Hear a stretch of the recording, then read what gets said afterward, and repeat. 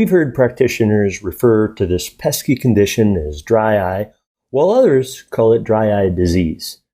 As we've traveled across the world talking about dry eye, we've begun to ask the question, when does dry eye become dry eye disease?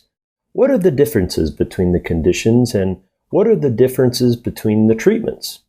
First, to get an understanding of our dry eye definition, it's when the tear film cannot support the ocular surface.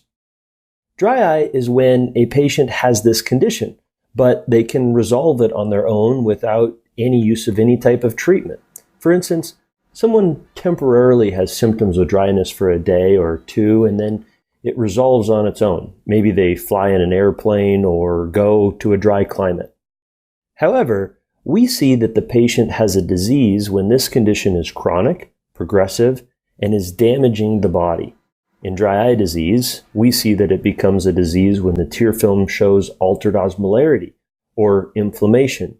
When the ocular surface is not supported by the damaging effect, we start to see goblet cell dysfunction or conjunctival staining, mucin and epithelial disruption or corneal staining, and alteration in the tear breakup. Furthermore, when there is dysfunction of the meibomian glands, the patient eventually develops gland atrophy.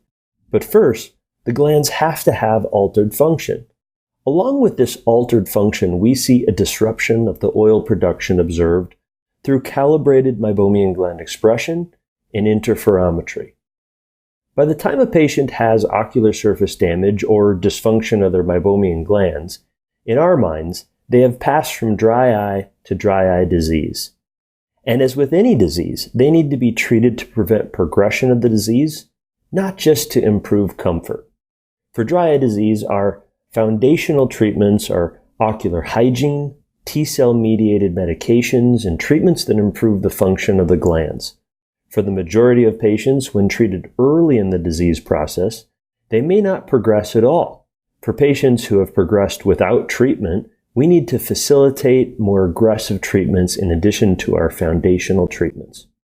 We feel that dry eye disease continues to get more and more complex.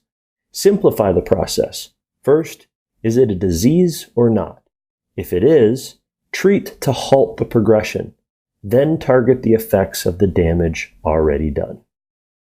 For Dave Kading and Mila Brujic, we want to thank you for joining us for this episode of Clinical Insight.